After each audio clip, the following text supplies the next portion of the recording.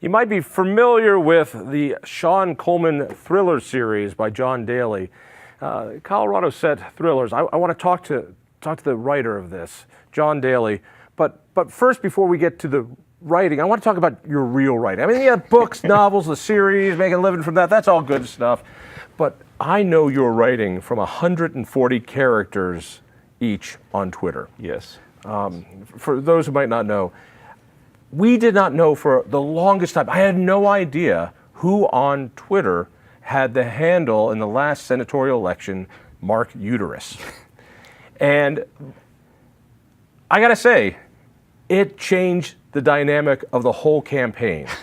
I think it did. I Yeah. think it did. How did you come up with Mark Uterus? Well, the name itself I didn't come up with. I think radio host Jimmy Lakey was the one who originated that. And I didn't hear it until the 2014 Denver Post debate between Gardner and Udall, in which Lynn Bartels brought that up, just kind of focusing on the question of why Mark Udall was focusing so heavily on issues like birth control and the government paying for birth control and Cory Gardner trying to steal people's birth control. Mark Udall's whole campaign was this angry campaign of I'm going to stop them. I'm going to stop Gardner from taking your birth control. And it was angry, and it was really up in women's reproductive parts, and in this kind of weird, angry way. It was. And when Mark Uterus came on the Twitter scene at Mark Uterus, it changed the dynamic, and it was the funniest Twitter work I think I've ever seen. Well, I'm glad you liked it. It's funny, I actually met a lot of people I know, and Laura Carno, she's on the show. Right. Christian Toto, all these people actually met as Mark Uterus initially. Really? Was not. So Mark Uterus has helped you. For instance, you do a lot of work on the website Hollywood and Toto, Christian Toto's website, and you met him through Mark Uterus. Well, sort of indirectly. He was familiar with the account, but I met Laura Carno first, and then she kind of introduced me to Toto. But Amy Oliver was another one, the radio show host. Cory Gardner, I actually that was sort of an icebreaker when I ended up meeting him a couple years later at the State Assembly. I walked up to him when he was sort of making his rounds. He had his entourage around him.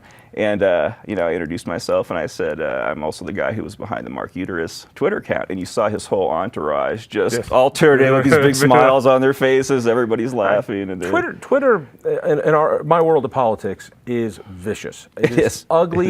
It is trolling. It is the stuff I said about you earlier today on Twitter. Yeah, it was pretty bad. Yes. It is truly juvenile and hate-filled, and not satirical. Mark Uterus was satirical and funny, and therefore I think it landed punches a lot more. And I think it had a huge part to do with setting the tone for the campaigns, for the editorialists.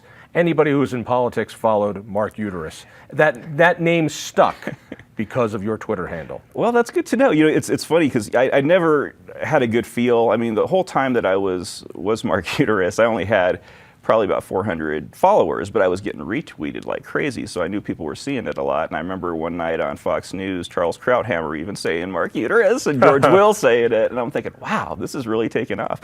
And again, I didn't originate it, but that night of the debate when it came up, I was following on Twitter the Colorado Politics hashtag, right. And as soon as that name was mentioned, it kind of blew up on Twitter, and everybody was just having a field day with it. And I saw one tweet in particular, I don't remember who it was from, who said, someone has to make a parody account of this. And I'm thinking, I've never done anything like that before. I'm going to do it. I'm going to throw out 10 funny tweets. Didn't really have any plans beyond that. I went to bed that night, got up the next morning, and then I have all these hundreds of followers all of a sudden. And there was suddenly all this pressure. I go, okay, I think I have to keep with this thing, at least until the election. And people just had a good time with it. Bloomberg did a little write-up on it. Someone from CNN Digital wanted to do an interview with me. I didn't end up doing it. I wasn't quite sure what they were looking for. It felt a little fishy. But in politics, we all say something, I have no idea who that person is. Right. Or the ones you have to watch out for, the ones, I know who that person is and I can't tell you who it is. For the longest time, I had no idea who it was. I didn't know until after the campaign. The popular guess was everybody thought it was Michelle Malkin that was doing it. And I think that was because Twitchy seemed to get a hold of it pretty quickly, and she had that affiliation there.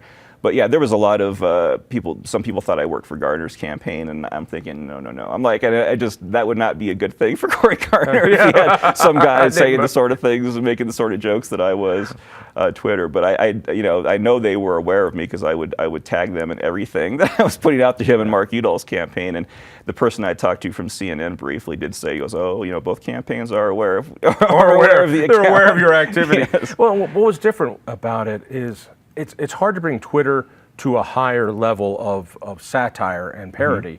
Because it's just so ugly. Yeah. And maybe it's because, we should pimp this, you're actually a writer. Yes, so I don't know how writing hundreds of pages got you to write 140 characters, because it was 140 characters. Yeah, then. back then. Did this help you with that? I think so, just in the creativity sense. I've been writing fiction for a little while now. My first book came out in 2013, but I actually started it several years before that. The first book is always the toughest one to write, so it kind of helps kind of produce some creativity, and you get a chance to sort of experiment with some different things. There's a little bit of comedy in my books, but they're mainly thrillers. And they're not political books, even No, not at all. though you took a political edge on that. Right. This is so. Although I know the poll quotes here, you got some really good stuff from Mark Uterus saying, Yes. book of the Yes. year, It was- finest writer I've ever seen. Mark Uterus actually has complained that my protagonist is a man instead of a woman. So he's very upset about that. He thinks it's chauvinist and misogynistic. Actually, tell me about Sean Coleman. So this is your guy from the series, and these characters are now turning into lots of small screen hits, whether it's Longmire or Bosch or others. Right. Tell me, who is Sean Coleman? Well, Sean Coleman, he's not your typical protagonist. He's a very flawed individual. He's a real big guy, 6'5", 250 pounds, has a lot of demons. He's alcoholic. He sort of recovers throughout the series a little bit, or gets a better way going. The series itself is sort of about redemption, and that's the underlying theme. But Sean lives in this small rural mountain town in Colorado. He isn't respected by many, and a lot of that's because of the way he is toward other people. He had sort of a rough life growing up. His father abandoned him and his sister when he was just a little feller. And How much does Colorado pop up in the novels? A lot. The first two. And where exactly is Winston, Colorado? Yes. I've looked on the map. There is no Winston, Colorado. There is not. I do place it in the book. It is a fictitious town that I came up with. I didn't want to have to hold specifically to a certain town and have to get everything right about it. I wanted to have a little bit of creative escape there. But I do place it sort of around the Summit County area.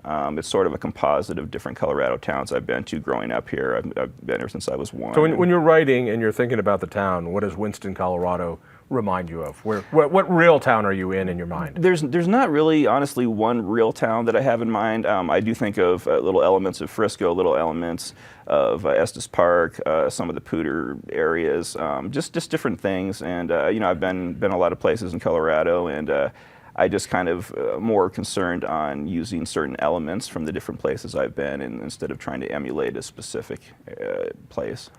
What do you think the attraction is now for these type of protagonists? I mean, Longmire, I said Bosch, and others that they're starting that. This is the misunderstood guy, or he's alone, but he's in a setting, and he's got a strong personality, and with that, he's able to solve the crimes. Is that a new genre, or is that? I don't know. I definitely see a lot more of it now. I think people have sort of a craving for the rugged individualist. Part of that might just be because of how far we are technologically now. I actually purposely put the books in the early 2000s. They're not up to where we are now. For the very reason of back then, even though that's not really that long ago, there weren't the advances there are now in technology. Smartphones, for example, weren't around. Cell phones were very few people used them. GPS wasn't even that great back then. So a lot of things like that I think people kind of like the escape to going back to maybe a simpler time, and a time when things are harder to achieve, and you have to put that much more effort into figuring out things. So he catches the bad guy? I'm just wondering. Or do we not know? I don't leave a lot of dangling. And why do these small towns have so much trouble? Well, it's amazing how many small towns, that just they're crime infested. They're like the South Side of Chicago. Right. Who the hell lives in this town? That's a good question. Most of my, in the first two books take place almost entirely in Colorado, but they do sort of stretch out. But it's people from out of town coming in usually. But the third book takes place mainly in South Carolina. The fourth book takes place sort of closer to the Weld County area. I kind of like to mix it up a little bit. But yeah, it's I don't think the towns are that bad. They don't have that much crime going on, but certain elements. Has your political work on Mark Uterus spilled over to this at all? Has this been hurt or benefited that people now know who you are? I don't think it's been hurt. I think it's benefited, and that's mainly I just have a new audience. The night I came clean was actually the night of the election after Gardner was declared the winner. I kind of went through and explained who I was and why I did this, and that night my book sold out on Amazon. I only had the first one out, so yeah, they had quite a few copies and they were gone. And I'm thinking, yeah, so I would say it helped. I don't think there's always sort of that risk of politics turning Last people question, off. 10 seconds left. Sure. Will the next novel be written by Mark Uterus? Maybe. He might do a co-author spot. All right, that would be good. I think it would work. John, thank you. Listen for me on KHOW Radio. Listen for me there, I meant, and rate me in the Denver Post. Just talk to me next week. We'll see you then.